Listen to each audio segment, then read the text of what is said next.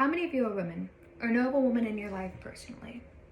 Now, how many of you know that though women make up roughly half of this country's population, they are and have been underpaid in comparison to their male counterparts?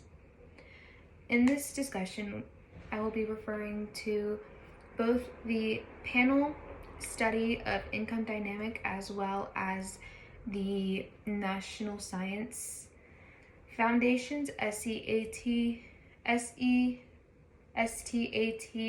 data reports with comments from Benjamin K. Newman, a credited professor from the University of Connecticut.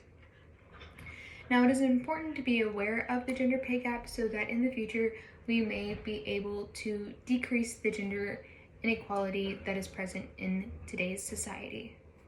Now, in this discussion, I will be talking about some of the history that is related to the gender pay gap, as well as how it relates in today's society and its presentation in America. And with the help of the handout that y'all should have been given, I will be furthering this discussion. It is important to note that though the gender pay gap is still present in today, it has decreased steadily since the 1970s, and according to the ILR reports from the panel study of income dynamics, this is greatly due to the fact that women were now able to further their education instead of staying home and taking care of the house and the kids while the husband was meant to provide for the family. Women were finally able to get degrees and seek higher paying jobs. And so the gender pay gap has decreased steadily since, but it is still present in today. While women have been getting degrees and higher paying jobs, the income in which they both receive is comparable between their male counterparts. The STEM workforce is a great way to show of the intense pay gap between the two groups. According to a report done from the National Science Foundation, SESTAT data, women in the STEM make on average 84 cents to a man's dollar. A better way to understand this is that men in the STEM workforce make on average $42, while a woman makes on average $35. This is not due to the lack of education, considering that women for decades now have surpassed men in attendance in college.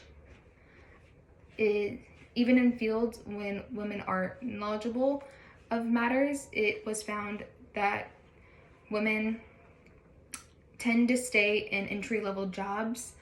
According to Benjamin K. Newman's essays on gender inequality, he explained that despite the opportunity in which women are given in their efforts, they tend to occupy entry-level clergy jobs. It was reported that 85% of clerical jobs are occupied by women with little to no range in upward motion to work up the corporate ladder.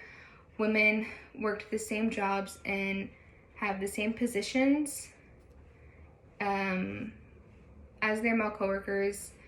And it has shown that the average pay that a woman gets will be about around 87% of the males of their male coworkers. Now, why is this important to know and to understand? Why is my discussion that I am talking about important, and why is it important to know the things and to listen to what I have said today?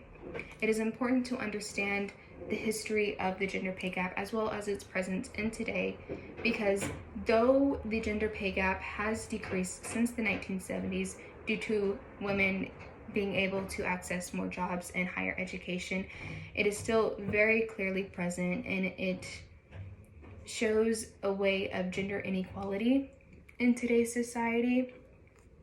And hopefully one day I will be able to discuss the gender pay gap in past tense, and we will be at a point in time that the gender pay gap does not exist. But until then, join me in the spreading of the awareness of the gender pay gap so that we may be able to bring awareness to it and cease it from existing. Thank you.